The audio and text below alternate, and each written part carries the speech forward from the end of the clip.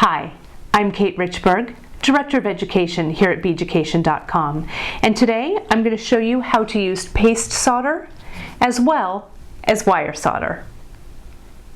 The paste solder that I have here is exactly that.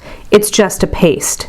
There are particles of metal that are suspended in a binder, and that binder includes flux.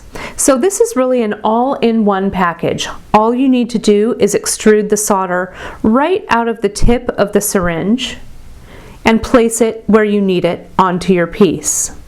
The handiest thing that I use paste solder for is soldering my jump rings closed. It's really easy to apply the solder exactly where you want it to be on the jump ring.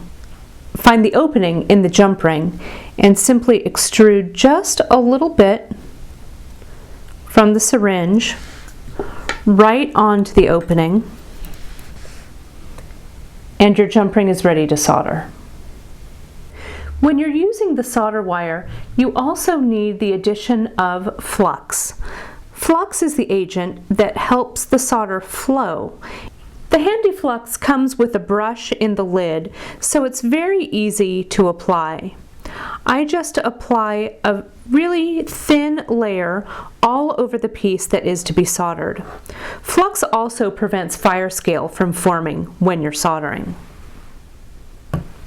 Now, I'll go ahead and add my little wires that I've cut right on to the surface of my piece.